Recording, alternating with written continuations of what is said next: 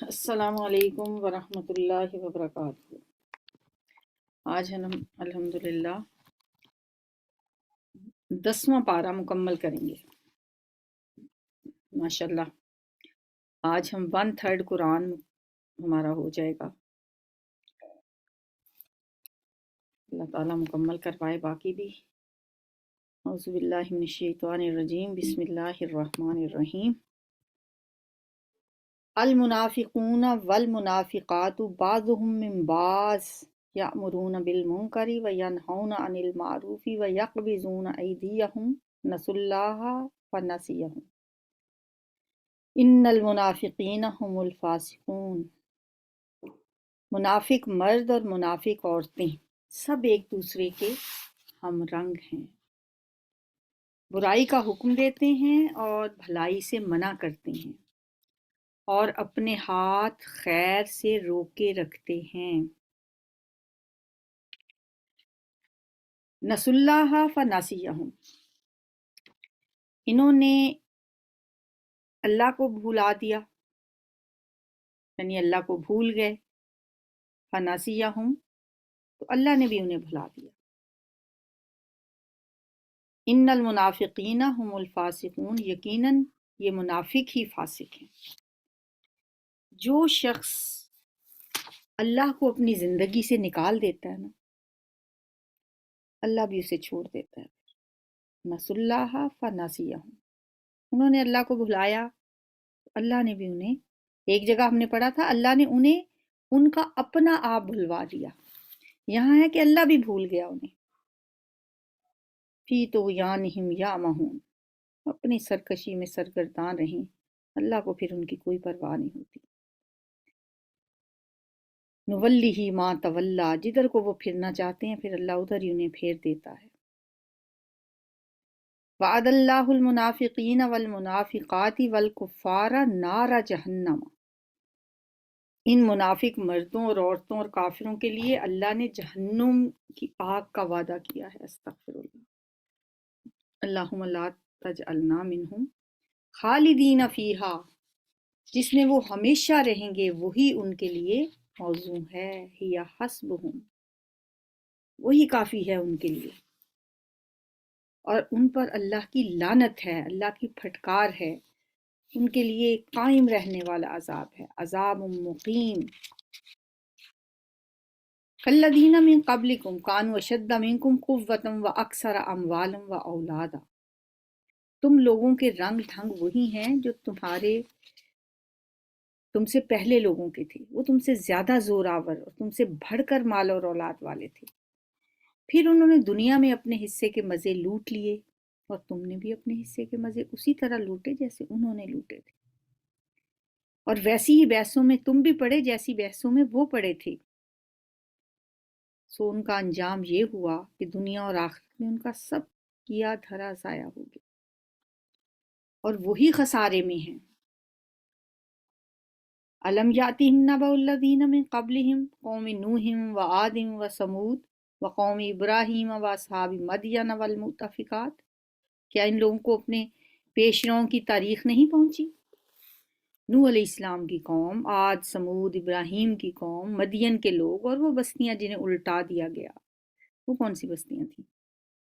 قوم لوط کی بستیاں، الٹائی گئی بستیاں۔ اتتہم رسلہم بالبینات، ان کے پاس رسول کھلی کھلی نشانیاں لے کر آئے۔ پھر یہ اللہ کا کام نہ تھا کہ ان پر ظلم کرتا، مگر وہ آپ ہی اپنے اوپر ظلم کرنے والے۔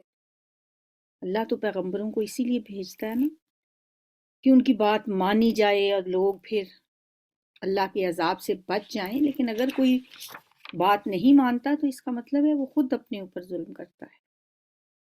والمؤمنون والمؤمنات بعضهم اولیاء بعض، جس طرح منافق مرد اور منافق عورتیں ایک دوسرے کے ہم رنگ ہوتے ہیں نا، ویسے ہی مومن مرد اور مومن عورتیں یہ سب ایک دوسرے کے رفیق ہیں، ایک دوسرے کے دوست ہیں، بھلائی کا حکم دیتے ہیں، برائی سے روکتے ہیں، نماز قائم کرتے ہیں، زکوٰۃ دیتے ہیں، اللہ اور اس کے رسول کی اطاعت کرتے ہیں۔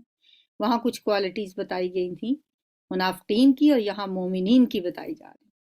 یہ وہ لوگ ہیں جن پر اللہ کی رحمت نازل ہو کے رہے گی. اولئک سیرحمہم اللہ ان اللہ عزیز حکیم، یقیناً اللہ سب پر غالب اور حکیم و دانا ہے. وعد اللہ المؤمنین والمؤمنات جنات تجری من تحتها الانہار خالدین فیہا. ان مومن مردوں اور عورتوں سے اللہ کا وعدہ ہے کہ انہیں ایسے باغ دے گا جن کے نیچے نہریں بہتی ہوں گی اور وہ ان میں ہمیشہ ہمیشہ رہیں گے.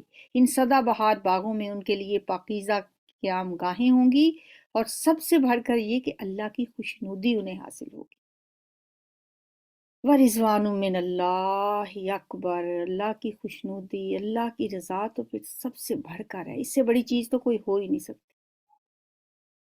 اللہ تعالیٰ جب جنتیوں سے پوچھے گا نا تم خوش ہو نا، کہیں گے یا اللہ اتنا کچھ آپ نے ہمیں دیا ہے، اب بھی ہم خوش نہ ہوں گے؟ تو اللہ فرمائیں گے اب میں تمہیں جو چیز دینے والا ہوں نا، جب وہ تمہیں ملے گی تو وہ کہنے لگے کہ اور کیا ہوگا، اس سے بڑھ کر اور کون سی نعمت ہوگی؟ تو اللہ اپنا نقاب ہٹا دیں گے، اللہ اپنی تجلی ان پہ ڈالیں گے، اور وہ اس کے بعد کہیں گے کہ اس سے بڑی نعمت تو ہم نے سوچی بھی نہیں تھی، سب سے بڑی نعمت تو یہی ہے. اور اللہ پھر ان سے کبھی ناراض نہیں ہوگا. یہ جو اللہ کی رضا کا ملنا ہے نا، کہ اللہ راضی ہو جائے بندے سے. وَرِضْوَانٌ مِّنَ اللَّهِ اکبر. یہی سب سے بڑی چیز ہے، یہی سب سے بڑی نعمت ہے. اتنی بڑی نعمت کوئی ہو ہی نہیں سکتی کہ انسان سے اللہ راضی ہو جائے. اللہ کی رضا، اس کے لیے ہمیں ہر روز دعا مانگنی چاہیے. اللہم انا نسألک رضوانک والجنہ ونعوذ برحمتک من النار.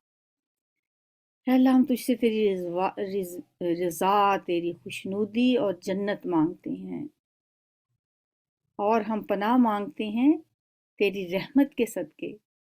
ونعوذ برحمتک من النار، آگ سے پناہ مانگتے ہیں.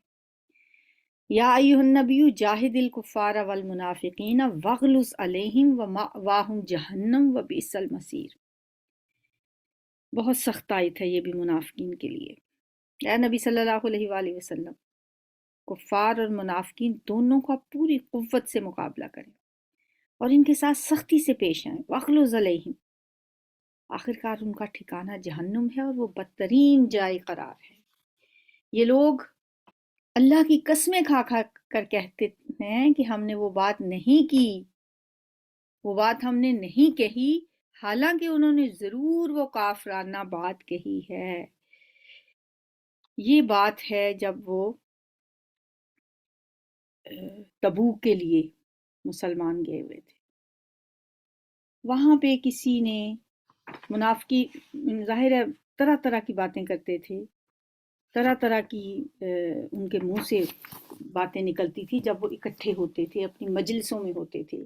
نبی صلی اللہ علیہ وآلہ وسلم کے بارے میں ایک اسی سفر کے دوران ایک مرتبہ کہیں آپ کی اونٹنی گم ہو گئی، اس پہ بھی انہوں نے ایسی باتیں کی کہ دیکھیں آسمان کی خبریں تو ہمیں سناتے ہیں لیکن زمین پہ اپنی اونٹنی کا نہیں پتہ.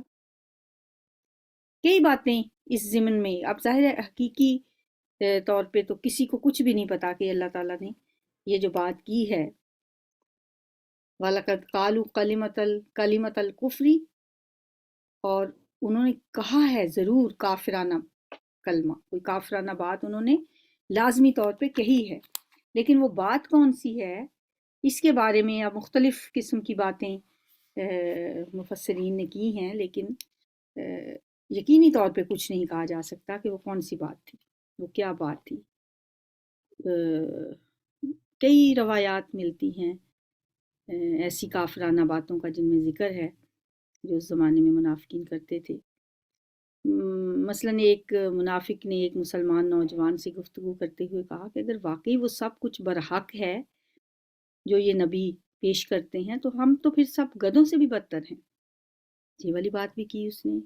ایک تبوک کے سفر میں جب آپ کی اونٹنی گم ہو گئی، وہ بات بھی اس میں کہی جاتی ہے کہ ہو سکتا ہے یہ وہ بات ہو. بہرحال اسی قسم کی باتیں جب وہ کیا کرتے تھے، دل دکھانے والی باتیں، تو اس پہ اللہ تعالیٰ یہ فرمایا. وہ اسلام لانے کے بعد کفر کے مرتکب ہوئے اور انہوں نے وہ کچھ کرنے کا ارادہ کیا جسے کر نہ سکے. کیا نہ کر سکے؟ وَهَمُّوا بِمَا لَمْ يَنَالُوا. جب تبوک کے سفر پہ جا رہے تھے تو رستے میں ظاہر منافقین بھی ساتھ تھے اور نبی صلی اللہ علیہ وآلہ وسلم کو اذیت پہنچانے کا، دکھ دینے کا کوئی وہ موقع ہاتھ سے جانے نہیں دیتے. اور ایک دفعہ دوران سفر ہی آپ صلی اللہ علیہ وآلہ وسلم کچھ تنہا رہ گئے تو انہوں نے آپ کو قتل کرنے کی بھی کوشش کی. تو یہ وہی فرمایا جا رہا ہے وَهَمُّوا بِمَا لَمْ يَنَالُوا. انہوں نے وہ کچھ کرنے کا ارادہ کیا جسے وہ کر نہ سکے. یعنی ان کی سازشیں جو غزوہ تبوک کے زمانے میں وہ کرتے رہے کئی قسم کی ہو سکتی ہیں. ایک دفعہ انہوں نے اسکیم بنائی کہ رات کے وقت سفر کے دوران حضور صلی اللہ علیہ وسلم کو کسی کھڈ میں پھینک دینا. اس پہ انہوں نے آپس میں یہ طے بھی کر لیا تھا کہ اگر تبوک میں مسلمانوں کو شکست ہو گئی تو فوراً مدینے میں عبداللہ بن ابی کے سر پہ تاج رکھ دیں گے، جو تاج انہوں نے اس وقت بنایا تھا جب نبی صلی اللہ علیہ وسلم ابھی ہجرت کر کے مدینہ نہیں آئے تھے. بہت ان کے دلوں میں حسد، بغض اور نفرتیں بھری ہوئی تھیں. یہ ان کا سارا غصہ اسی بات پر ہے تاکہ اللہ اور اس کے رسول نے اپنے فضل سے ان کو غنی کر دیا ہے. اب اگر یہ اپنی اس روش سے باز آئیں تو انہی کے لیے بہتر ہے، اور اگر یہ باز نہ آئے تو اللہ ان کو نہایت دردناک سزا دے گا. وَإِن يَتَوَلَّوْا يُعَذِّبْهُمُ اللَّهُ عَذَابًا أَلِيمًا فِي الدُّنْيَا وَالْآخِرَةِ وَمَا لَهُمْ فِي الْأَرْضِ مِنْ وَلِيٍّ وَلَا نَصِيرٍ. دنیا میں بھی اور آخرت میں بھی اور زمین میں کوئی نہیں جو ان کا حمایتی اور مددگار ہو. ان میں سے بعض ایسے بھی ہیں جنہوں نے اللہ سے عہد کیا تھا کہ اگر اس نے اپنے فضل سے ہمیں نوازا تو ہم خیرات کریں گے اور صالح بن کے رہیں گے. اس طرح کی باتیں ہم میں سے بھی اکثر لوگ کہتے رہتے ہیں کہ اللہ تعالیٰ ہمیں کھلا رزق دے، پھر دیکھیں ہم اللہ کے راستے میں کیسے خرچ کرتے. بعض اوقات تو ایسے منہ سے بات نکل جاتی ہے اور بعض اوقات پختہ عہد کے طور پہ بھی کہتے ہیں کہ ہاں اگر میرا یہ کام ہو جائے تو میں اتنا اتنا اللہ کے راستے میں خرچ کروں گا، اور بعض اوقات پھر بھول جاتے ہیں. مگر جب اللہ نے اپنے فضل سے ان کو دولت مند کر دیا تو وہ بخل پر اتر آئے اور اپنے عہد سے ایسے پھرے کہ انہیں اس کی پرواہ تک نہیں ہے. نتیجہ یہ نکلا کہ ان کی اس بد عہدی کی وجہ سے جو انہوں نے اللہ کے ساتھ کی اور اس جھوٹ کی وجہ سے جو وہ بولتے رہے، اللہ نے ان کے دلوں میں نفاق بٹھا دیا. یعنی اس نفاق کی بھی کوئی ریزن بتائی جا رہی ہے. وَبِمَا كَانُوا يَكْذِبُونَ. اور جو اس کے حضور ان کی پیشی کے دن تک ان کا پیچھا نہ چھوڑے گا. کیا نہیں پیچھا چھوڑے گا؟ وہ جو نفاق اللہ تعالیٰ نے ان کے دلوں میں بٹھا دیا. فَعَاقَبَهُمْ نِفَاقًا فِي قُلُوبِهِمْ إِلَى يَوْمِ يَلْقَوْنَهُ. اللہ سے ملاقات کے دن تک اب یہ نفاق ان کے دلوں میں رہے گا. کس وجہ سے ہوا یہ؟ بِمَا أَخْلَفُوا اللَّهَ مَا وَعَدُوهُ وَبِمَا كَانُوا يَكْذِبُونَ.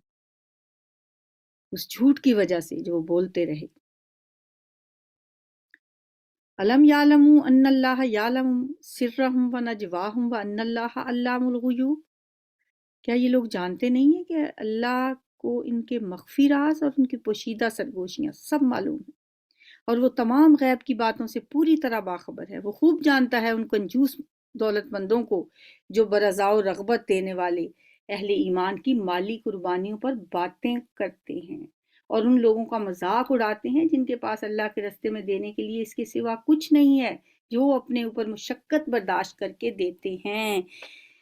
ابھی اس آیت سے آپ کو بھی وہ واقعہ یقیناً یاد آ گیا ہوگا جو ایک صحابی کے بارے میں ہے کہ انہوں نے تبوک کے موقع پہ جب کہ ان کے پاس اللہ کے راستے میں خرچ کرنے کے لیے، جہاد میں دینے کے لیے ان کے پاس کچھ نہیں تھا.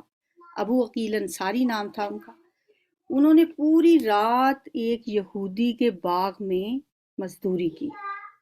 ساری رات اس یہودی کے باغ کو وہ پانی دیتے رہے، سیراب کرتے رہے، اور صبح کے وقت جو ان کو چند کھجوریں ملیں معاوضے کے طور پہ وہ لے کے آپ صلی اللہ علیہ وسلم کی خدمت میں حاضر ہو گئے کہ یا رسول اللہ میرے پاس اس وقت جہاد فنڈ میں دینے کے لیے سوائے ان کھجوروں کے کچھ بھی نہیں ہے۔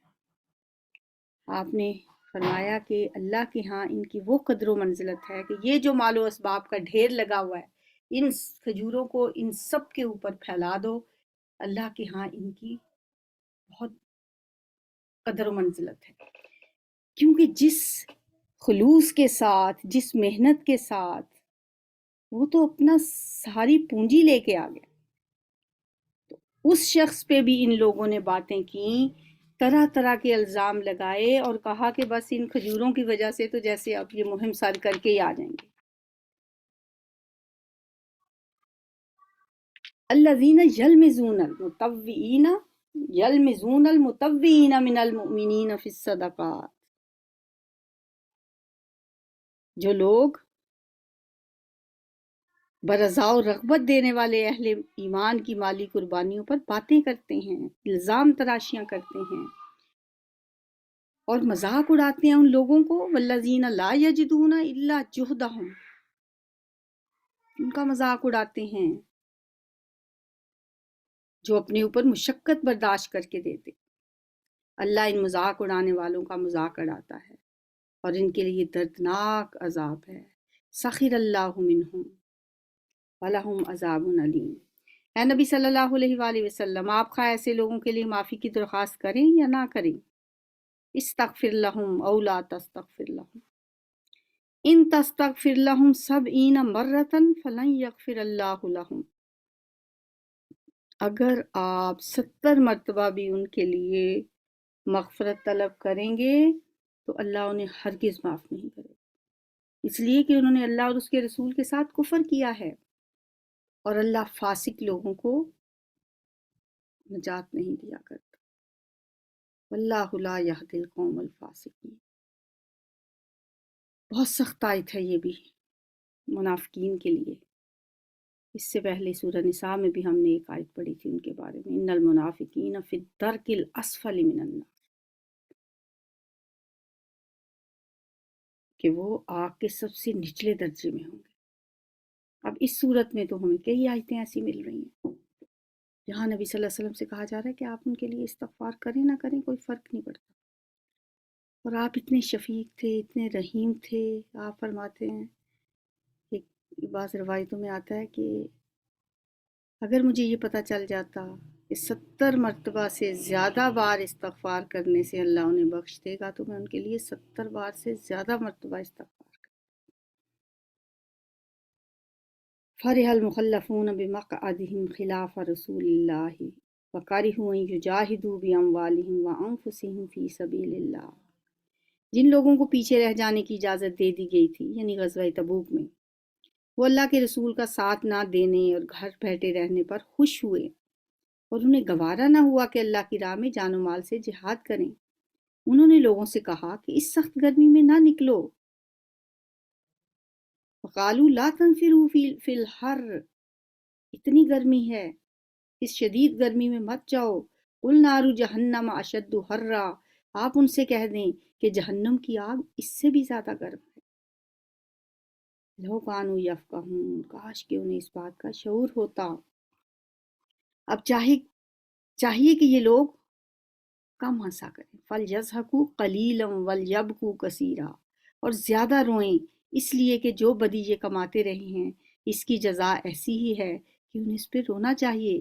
اگر اللہ ان کے درمیان تمہیں واپس لے جائے یعنی تبوک سے واپس لے آئے، اور آئندہ ان میں سے کوئی گروہ جہاد کے لیے نکلنے کی تم سے اجازت مانگے تو صاف کہہ دینا اب تم میرے ساتھ ہرگز نہیں چل سکتے، یعنی جو لوگ تبوک میں نہیں گئے انہیں اب اس کے بعد بھی کہیں ساتھ نہیں لے کے جانا، کیونکہ غزوہ تبوک میں تمام لوگوں کے لیے جانا فرض کے درجے میں تھا، کوئی شخص بغیر کسی شرعی عذر کے پیچھے رہنے کی اسے اجازت نہیں تھی۔ عذر کن کے پاس تھا؟ جو بوڑھے تھے، جو بچے تھے، جو عورتیں تھیں، جو بیمار تھے، جو معذور تھے، ان کے علاوہ جو صحت مند و توانا لوگ آ کے اجازتیں مانگ رہے تھے اور ان کو اجازتیں مل بھی گئیں، فرمایا اب جب کہیں اور کسی غزوے میں جانے کا موقع ہوگا تو ان کو ساتھ نہیں لے کے جانا۔ اور نہ میری معیت میں کسی دشمن سے تم لڑ سکتے ہو. بلن تقاتلوا معی عدوا، اب دشمنوں سے تم میرے ساتھ مل کے کبھی نہیں لڑو گے. تم نے پہلے بیٹھ رہنے کو پسند کیا تھا تو اب گھر بیٹھنے والوں ہی کے ساتھ بیٹھے رہو. فاقعدوا مع الخالفین، اور آئندہ ان میں سے جو کوئی مرے اس کی نماز جنازہ بھی تم ہرگز نہ پڑھنا. استغفر اللہ. اس سے بڑا سخت تو حکم کوئی ہے ہی نہیں میرا خیال ان کے لیے، کیونکہ اس نے ان کے سارے پول کھول دیے. جب کبھی کوئی شخص فوت ہوتا اور اس کے جنازے میں نبی صلی اللہ علیہ وآلہ وسلم جانے سے انکار کر دیتے تو فوراً پتہ چل جاتا کہ یہ منافق تھا. وَلَا تُصَلِّ عَلَىٰ أَحَدٍ مِّنْهُمْ مَاتَ أَبَدًا وَلَا تَقُمْ عَلَىٰ قَبْرِهِ. آئندہ نہ آپ ان میں سے جب کوئی مرے گا تو اس کی نماز جنازہ پڑھیں گے اور نہ کبھی اس کی قبر پہ کھڑے ہو کے دعا کریں گے، کیونکہ انہوں نے اللہ اور اس کے رسول کے ساتھ کفر کیا ہے اور وہ مرے ہیں اس حال میں کہ وہ فاسق تھے. ان کی مالداری اور ان کی کثرت اولاد آپ کو دھوکے میں نہ ڈالے. اللہ نے تو ارادہ کر لیا ہے کہ اس مال و اولاد کے ذریعے سے ان کو اسی دنیا میں سزا دے اور ان کی جانیں اس حال میں نکلیں کہ وہ کافر ہوں. استغفر اللہ. ایسی آیتیں سن کے بھی ان لوگوں کو سمجھ نہیں آتی تھی کہ یہ سب باتیں ہمارے ہی بارے میں ہیں. وَإِذَا أُنزِلَتْ سُورَةٌ أَنْ آمِنُوا بِاللَّهِ وَجَاهِدُوا مَعَ رَسُولِهِ اسْتَأْذَنَكَ أُولُو الطَّوْلِ مِنْهُمْ وَقَالُوا ذَرْنَا نَكُن مَّعَ الْقَاعِدِينَ. جب کبھی کوئی صورت اس مضمون کی نازل ہوئی کہ اللہ کو مانو اور اس کے رسول کے ساتھ مل کر جہاد کرو، تو آپ نے دیکھا کہ جو لوگ ان میں سے صاحب قدرت تھے یعنی امیر لوگ تھے وہی تم سے درخواستیں کرنے لگے کہ انہیں جہاد کی شرکت سے معاف رکھا جائے، اور انہوں نے کہا کہ ہمیں چھوڑ دیجئے کہ ہم بیٹھنے والوں کے ساتھ رہیں. ان لوگوں نے گھر بیٹھنے والیوں میں شامل ہونا پسند کیا اور ان کے دلوں پر ٹھپا لگا دیا گیا اس لیے کہ ان کی سمجھ میں اب کچھ نہیں آتا، بخلاف اس کے رسول صلی اللہ علیہ وسلم نے اور ان لوگوں نے جو رسول کے ساتھ ایمان لائے تھے اپنی جان و مال سے جہاد کیا، اور اب ساری بھلائیاں انہی کے لیے ہیں اور وہی فلاح پانے والے ہیں. اللہ نے ان کے لیے ایسے باغ تیار کر رکھے ہیں جن کے نیچے نہریں بہہ رہی ہیں، ان میں وہ ہمیشہ رہیں گے. یہ ہے عظیم الشان کامیابی. ذالک الفوز العظیم. دو طرح کے لوگ تھے نا، کچھ تو جان و مال کے ساتھ حاضر ہو گئے جہاد کے لیے، جو کچھ ان کے پاس تھا جتنا وہ لا سکتے تھے. حضرت عثمان نے اتنا مال دیا کہ نبی صلی اللہ علیہ وسلم کا دل خوش ہو گیا. حضرت عمر آئے، اپنے گھر کا آدھا سامان لے کے آ گئے. حضرت ابوبکر صدیق سے پوچھا گھر کیا چھوڑ کے آئے ہو؟ کہا اللہ اور اس کا رسول کا نام بس. صدیق کے لیے ہے خدا کا رسول بس. ایک طرف تو ایسے لوگ تھے کہ سب کچھ انہوں نے قربان کر دیا، جان و مال لے کے آ گئے، اور کچھ ایسے تھے وہ بہانے تراش رہے تھے کہ کسی طرح ہمیں اجازت مل جائے، کیونکہ سفر لمبا تھا، کھجوریں پکی ہوئی تھیں، فصل تیار تھی، پورے سال کی محنت داؤ پہ لگی ہوئی تھی. اگر چلے جاتے تو سب کچھ ضائع تھا. اور یہی تو آزمائش تھی، سخت گرمی، اور بے شک کتنا بھی مال جمع ہو گیا پھر بھی حال یہ تھا کہ ہر شخص کو سواری بھی میسر نہیں تھی اور کھانے کے لیے بھی پورا کھانا نہیں ملتا تھا. لیکن جنہوں نے جان و مال سے اس غزوے کے موقع پہ قربانیاں دیں، فرمایا ذالک الفوز العظیم، انہوں نے بڑی کامیابی حاصل کر. وجاء المعذرون من الاعراب، بدوی لوگوں میں سے بہت سے لوگ آئے جنہوں نے عذر کیے تاکہ انہیں بھی پیچھے رہ جانے کی اجازت دے دی جائے. اس طرح بیٹھ رہے وہ لوگ جنہوں نے اللہ اور اس کے رسول سے ایمان کا جھوٹا عہد کیا تھا. ان بدویوں میں سے جن لوگوں نے کفر کا طریقہ اختیار کیا ہے ان قریب وہ دردناک سزا سے دوچار ہوں گے. ہاں، ضعیف اور بیمار لوگ اور وہ لوگ جو شرکت جہاد کے لیے زیادہ راہ نہیں پاتے اگر پیچھے رہ جائیں تو کوئی حرج نہیں. یعنی جن کے پاس نہ سواری ہے نہ کوئی، ظاہر ہے وہاں پہ کوئی گورنمنٹ کی طرف سے ان کو سواریاں تو نہیں دینی تھی، جس جس کے پاس جانے کے لیے کوئی زیادہ راہ تھا وہی جا سکتا تھا، جبکہ وہ خلوص دل کے ساتھ اللہ اور اس کے رسول کے وفادار ہوں، مخلص لوگ، اگر وہ کوئی زیادہ راہ نہیں پاتے اور اس وجہ سے نہیں جا سکتے تو ان کے لیے بھی کوئی حرج نہیں۔ ہاں وہ لوگ جو ہیں اذا نصحوا للہ ورسولہ، دل سے ایسا نہ چاہتے ہیں، ما علی المحسنین من سبیل، ایسے محسنین پر اعتراض کی کوئی گنجائش نہیں، اور اللہ درگزر کرنے والا اور رحم فرمانے والا ہے۔ اسی طرح ان لوگوں پر بھی کوئی اعتراض کا موقع نہیں ہے جنہوں نے خود آ کر آپ سے درخواست کی تھی کہ ہمارے لیے سواریاں وہاں پہنچائی جائیں۔ ان کے پاس سواریاں نہیں تھیں، زیادہ راہ نہیں تھا، وہ آپ کے پاس آئے کہ ہمیں بھی ساتھ لے جائیں، ہمارے لیے بھی کوئی سواری کا بندوبست کر دیں، اور جب آپ نے کہا کہ تمہارے لیے سواریوں کا انتظام نہیں ہو سکتا تو وہ مجبوراً واپس گئے، اور حال یہ تھا کہ ان کی آنکھوں سے آنسو جاری تھے، اور انہیں اس بات کا بڑا رنج تھا کہ وہ اپنے خرچ پر شریک جہاد ہونے کی قدرت نہیں رکھتے۔ البتہ اعتراض ان لوگوں پر ہے جو مالدار ہیں اور پھر بھی آپ سے درخواست کرتے ہیں کہ انہیں شرکت جہاد سے معاف رکھا جائے۔ انہوں نے گھر بیٹھنے والیوں میں شریک ہونا پسند کر لیا اور اللہ نے ان کے دلوں پر ٹھپا لگا دیا، اس لیے اب یہ کچھ نہیں جانتے کہ اللہ کے ہاں ان کی اس روش کا کیا نتیجہ نکلے گا۔ وَطَبَعَ اللَّهُ عَلَىٰ قُلُوبِهِمْ فَهُمْ لَا يَعْلَمُونَ، ان کو نہیں پتا اب ان کے ساتھ کیا ہوگا، اللہ نے تو ان کے دلوں پہ مہریں لگا دیں۔ اتنی بڑی ایک سلطنت کے خلاف جنگ ہو، روم جیسی سلطنت، جو ایسے ہی سمجھیں کہ امریکہ فتح کرنے نکلنا ہو پاکستانیوں نے، نہ وسائل ہوں پاس، نہ موسم سازگار ہو،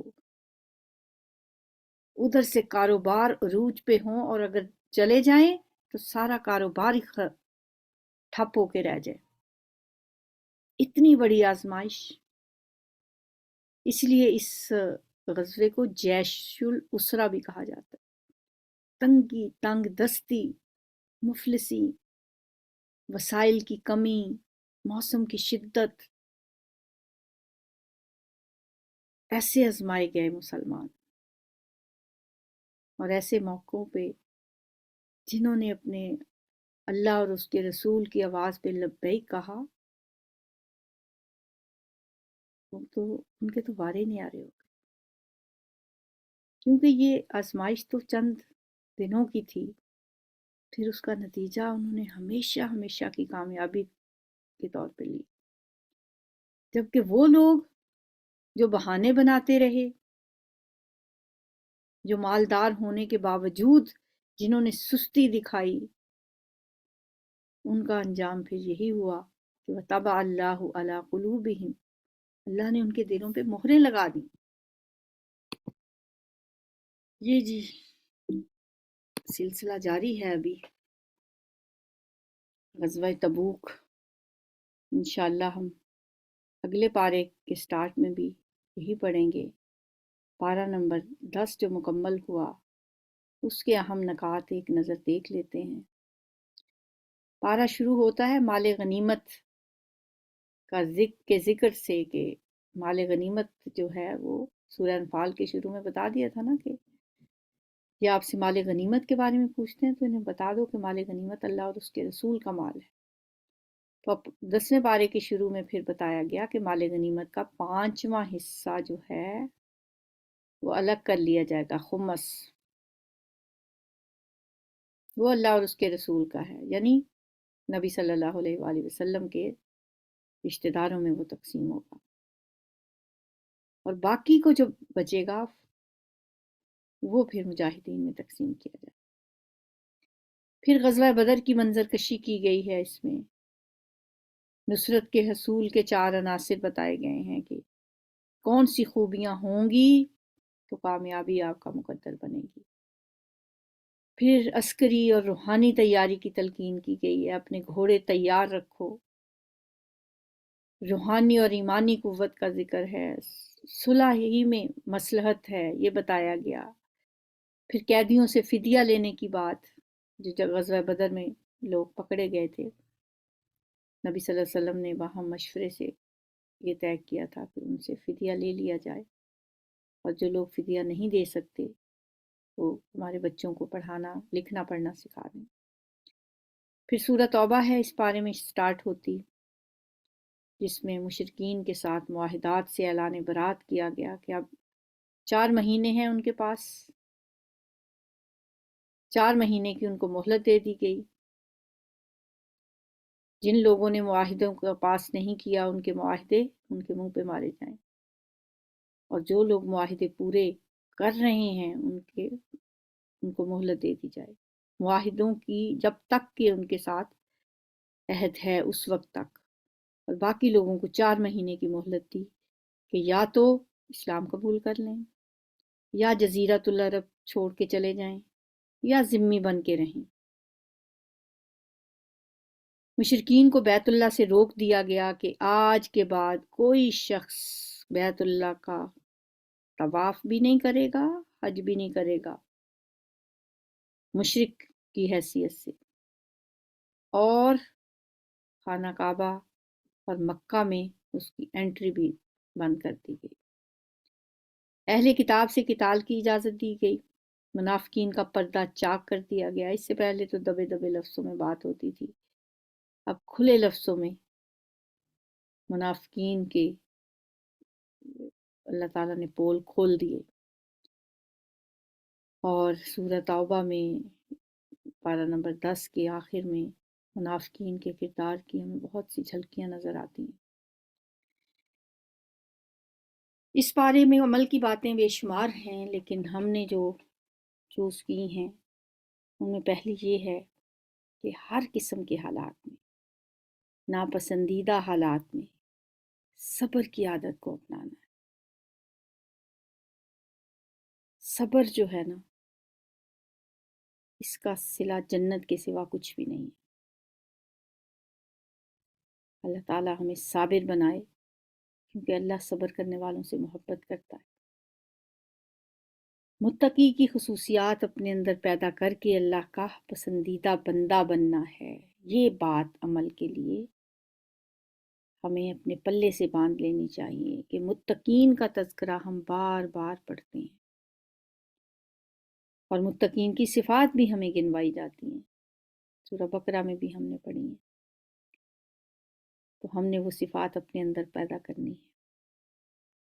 نمبر 3، نیکی کا موقع ملتے ہی عملی قدم اٹھانا ہے، انتظار نہیں کرنا، سوچتے نہیں رہنا اچھا کچھ لوگ اور کر لیں تو میں پھر کروں گی۔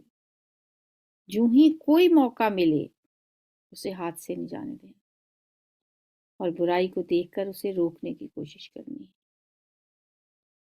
اللہ تعالی ہمیں ان باتوں پہ عمل کرنے کی توفیق عطا فرمائے۔ یا رب لک الحمد کما ینبغی لجلال وجہک وعظیم سلطانک، اللہم صلی وسلم علی نبینا محمد، ربنا ہب لنا من ازواجنا وذریاتنا قرۃ اعین واجعلنا للمتقین اماما، ربنا لا تزغ قلوبنا بعد اذ ہدیتنا وہب لنا من لدنک رحمۃ انک انت الوہاب، ربنا انک جامع الناس لیوم لا ریب فیہ ان اللہ لا یخلف المیعاد، اللہم حاسبنا حسابا یسیرا، یا مقلب القلوب ثبت قلوبنا علی دینک، یا مصرف القلوب صرف قلوبنا علی طاعتک، اللہم اعنی علی غمرات الموت وسکرات الموت، فاطر السماوات والارض، انت ولی فی الدنیا والآخرہ، توفنی مسلما والحقنی بالصالحین، اللہم انک عفو تحب العفو فاعف عنا، اللہم انا نسألک الہدی والتقی والعفاف والغنی، اللہم انا نسألک علما نافعا ورزقا طیبا وعملا متقبلا، اللہم اکفنا بحلالک عن حرامک واغننا بفضلک عمن سواک، اللہم انفعنا بما علمتنا وعلمنا ما ينفعنا وزدنا علما، اللہم انا نعوذ بک من منکرات الاخلاق والاعمال والاحواء والادواء اللہم انا نعوذ بک من الفقر والقلة والذلة ونعوذ بک ان اظلم او اظلم اللہم انا نعوذ بک من جہد البلاء ودرک الشقاء وسوء القضاء وشماتة الأعداء اللہم انا نسألک حبک وحب من يحبک والعمل الذي يبلغنا حبک اللہم انا نسألک الصحة والعفة والامانة وحسن الخلق والرضا بالقدر یا حی یا قیوم برحمتک نستغیث